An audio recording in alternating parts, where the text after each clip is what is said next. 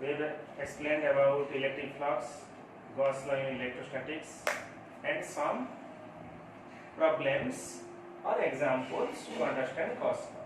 Now we will discuss about the application of Gauss law, because Gauss law is easily applicable to any continuous distributed body.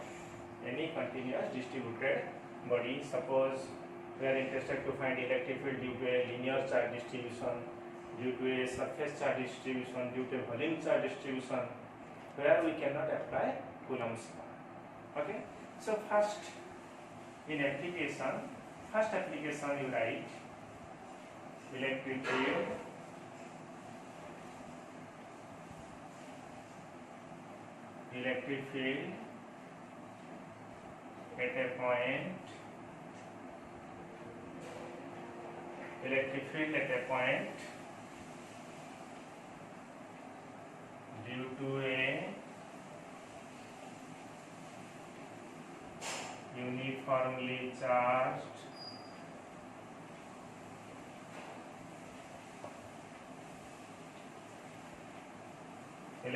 at a point due to a uniformly charged rod,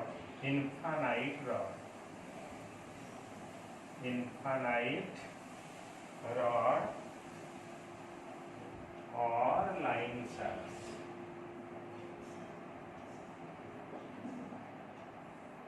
Electric field at a point due to a uniformly charged infinite rod or a line charge. Okay. Each application carrying 3 mark or 5 mark. It may be asked as a 3 marks questions or it may be asked as a long questions. Okay.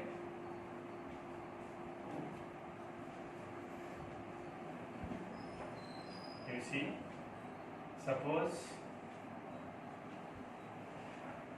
this is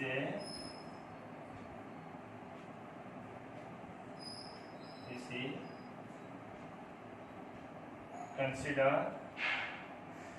an infinite rod, thin rod, an infinite rod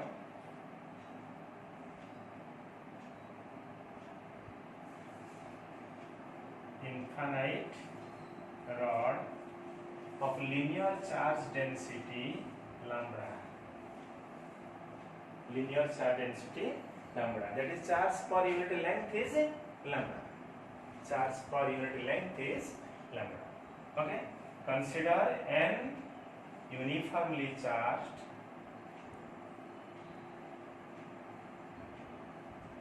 infinite rod of linear charge density lambda. Suppose it is desired to find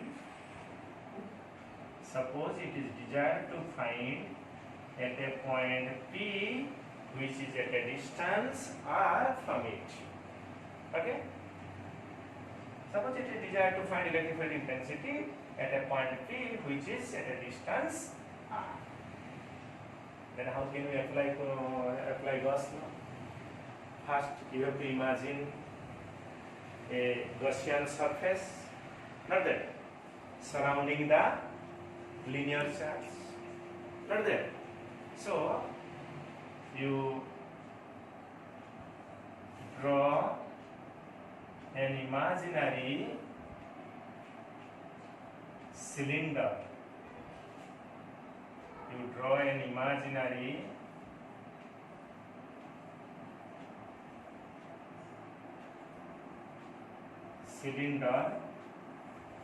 Of radius R and length L. This is an imaginary cylindrical surface. Okay. In order to find electric field at a distance R from the rod, you have to assume an imaginary Gaussian surface. Since the rod itself a cylinder, so the imaginary Gaussian surface should be cylindrical. Okay. So this cylinder has the length L which encloses certain amount of charge from the rod. But this cylinder is not completely enclosed all the charges of the rod, because the rod is of infinite length, but the Gaussian surface is of finite length. So it must enclose some amount of charge. Look that. So first you find the amount of charge enclosed by the Gaussian cylinder. Amount of charge enclosed by the Gaussian cylinder. What? Lambda into L. You see, lambda is charge per unit length into length of the Gaussian cylinder. Do you follow me? So this much amount of charge out of infinite rod is enclosed by the closed Gaussian cylinder. Clear? So now according to Gauss law, you see cylinder has three surfaces, two circular faces and another is curved faces. So since the rod has positive charge, so electric field will be radially directed outward. If you assign a small surface here, the surface area vector will be also along this direction. For closed surface, area vector always outward normal. You see, this is also a surface. This is also a surface. You see, this circular face, you also assume here a small differentially small area. This is your ds, and electric field is also along this direction. You see. Similarly, we assume a very small surface here. This will be your area vector. This is your electric field. Okay. So you name it as three surfaces as I, 2I, and 3I. I, 2I, and 3I. Now apply Gauss law. According to Gauss law, these are very simple. According to Gauss law, total electric flux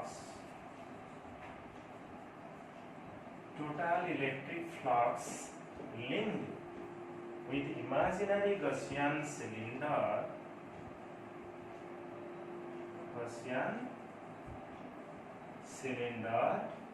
is how much?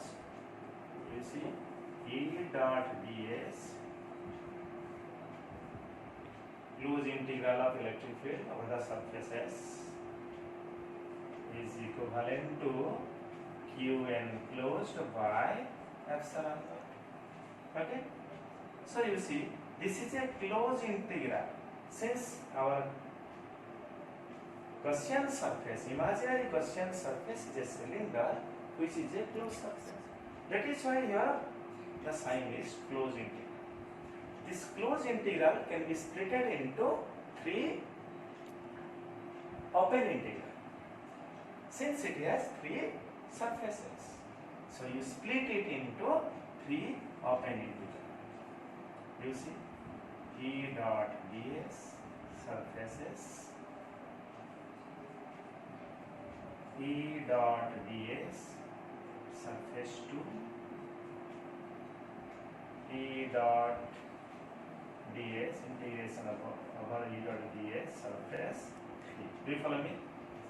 This closed integral now split into three open integral. Q enclosed is how much? Lambda L by epsilon. Now you see, first surface you see, EDS, what? Cos 90. Angle between area vector and electric field is 90 degree. EDS cos 90. Second surface you see, EDS cos 0.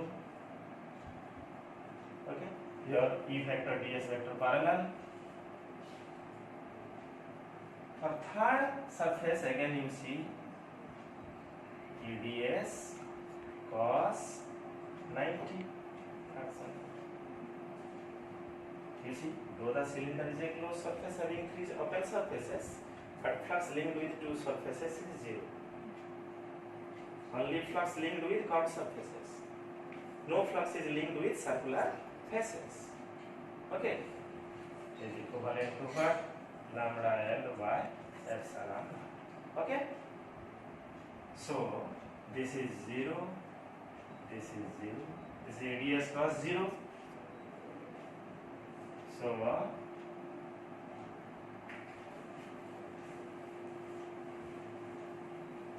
you see, which implies integration over ds.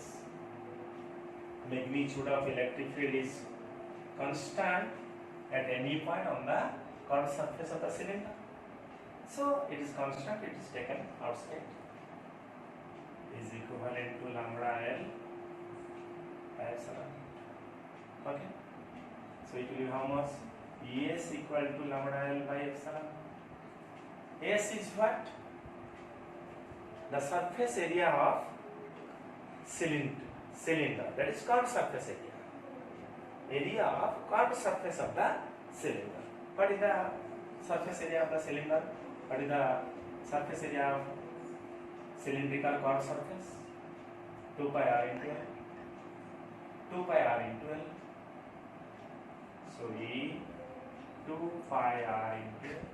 This curved surface has area 2 pi r perimeter into length of the cylinder. 2 pi r into L, lambda L by epsilon. So L cancel. You imagine one thing here. Question is given. You have to find out electric field at a point due to infinite uniformly charged rod. Infinite rod. But we are taking finite length of the rod. Not that. But you see, the length is cancelled in both sides. You can assume a cylindrical length of 1 meter. You can assume 1 kilometer. You can assume 50 kilometer. But no matter, in both sides length is cancelled. So, though the given problem is of infinite rod, by taking finite we can also, by assuming finite Gaussian surface, we can also find electric field. Will you follow me or not? Then what you are getting, you see, is lambda by 2 pi r epsilon. This is the expression. This is the required expression for electric field intensity at a point due to a what? Uniformly charged infinite rod. So what is the variation of electric field with the distance? Inversely. So the graph will be what? Rectangular hyperbola. Rectangular hyperbola. Clear? Now this is one of the application of Gauss law. You see, this is very simple. This is very simple to find out. It is completely mathematical. Okay. Then you come to your second application.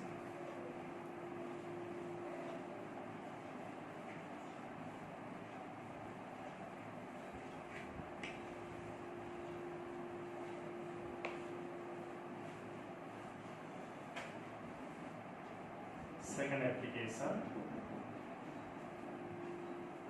electric field intensity at a point due to a uniformly charged infinite sheet. Electric field at a point due to a uniformly charged infinite sheet. So you see,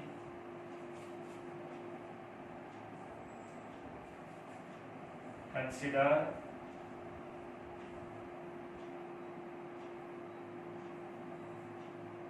a sheet. No doubt it is infinite sheet, but we are taking finite. Okay. No doubt it is infinite sheet, because while taking integration by assuming imaginary Gaussian cylinder, one term is cancelled on both sides. So you can assume a square sheet of 1 meter square or 100 meter square or 1 kilometer squares. Okay. So you see, suppose consider what? A uniformly charged infinite sheet of surface charge density sigma, charge per unit area. Suppose it is positively charged.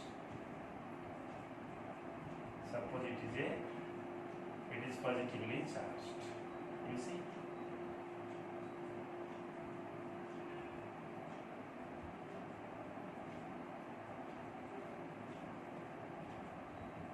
You see? Suppose you are interested to find electric field intensity at a point P from the sheet, which is at a distance R, either from towards right or towards left. This is just like this is a sheet. Okay. It is desired to find electric field intensity at a point P, which is at a distance R from the sheet. And how can you find out electric field intensity due to this sheet of charge at point P? You have to first assume an imaginary Gaussian surface. For simplicity, for symmetricity, what should be the shape of the Gaussian surface? Now here also cylinder. Here the Gaussian surface is also cylindrical. You see?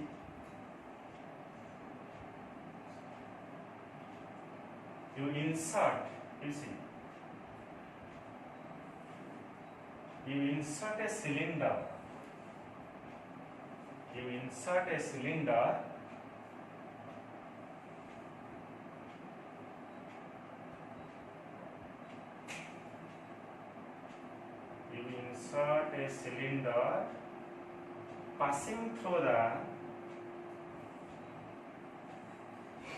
passing through the what?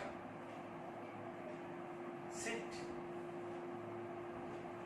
You see. You insert a cylinder. You insert a cylindrical Gaussian surface passing through the sheet. Okay? Just like you see. This is front side, this is back side of the cylinder. You see? Clear? So you see, again I am repeating, you see, it is desired to find electric field intensity at a point P, which is at a distance R from the sheet. Now you assume a cylindrical Gaussian surface of area of cross section S, S. That is the area of the circular face is S. Suppose the cylindrical surface is inserted normally through the sheet. Okay, through the sheet, you see, it is inserted normally through the sheet. Since the charge distribution is confined to both the surface of the sheet, so electric field will be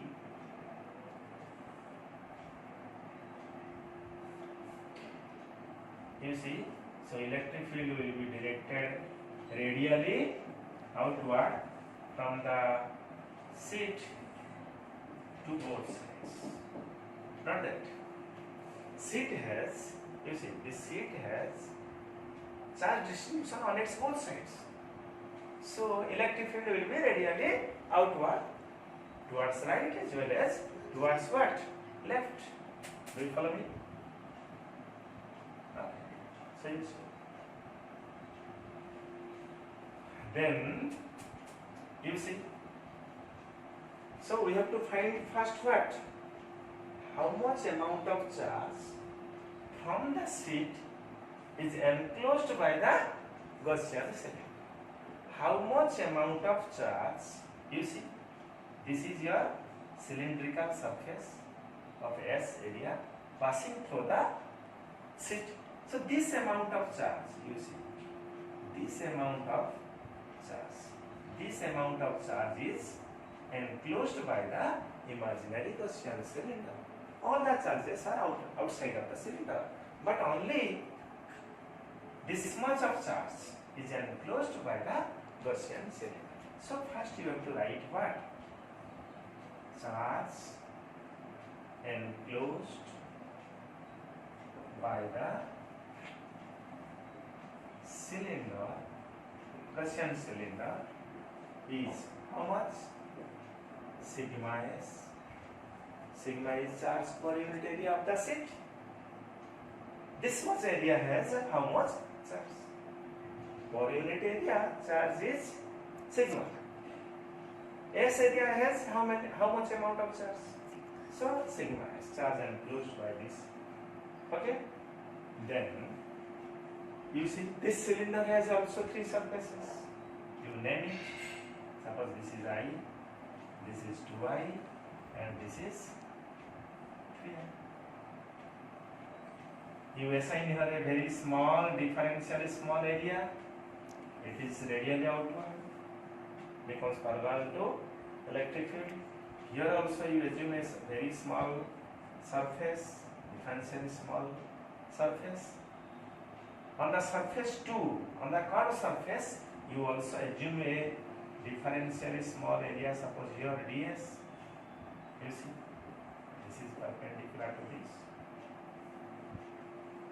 Because for closed surface, area vector always are outer normal.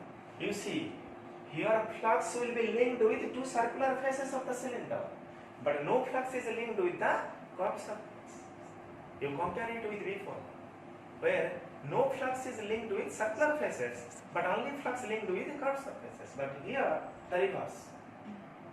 No flux is linked with curved surfaces because here ds vector and E vector are perpendicular to each other. Not that. But the electric flux will be linked with the two circular faces of the cylinder. Now according to Gauss law.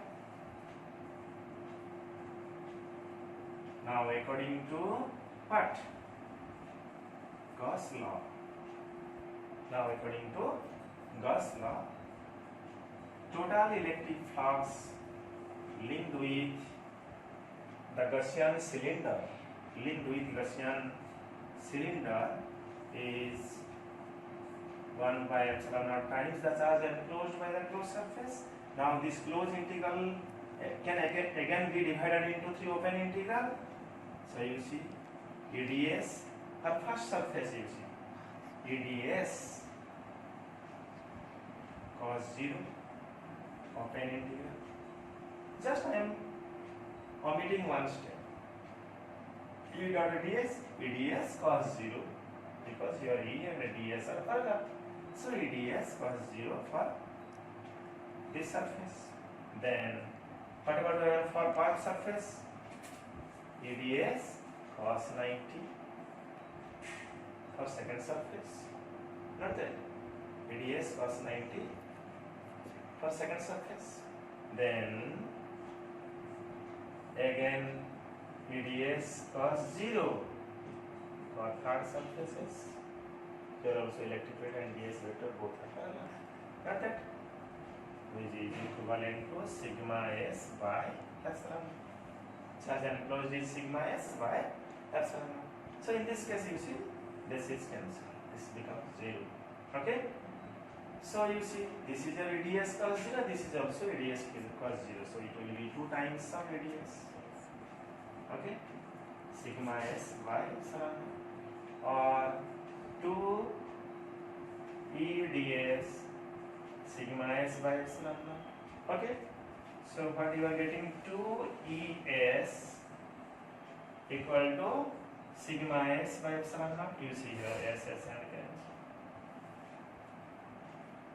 So you can assume as many as a large size of Gaussian cylinder, but the area on both sides will be cancelled.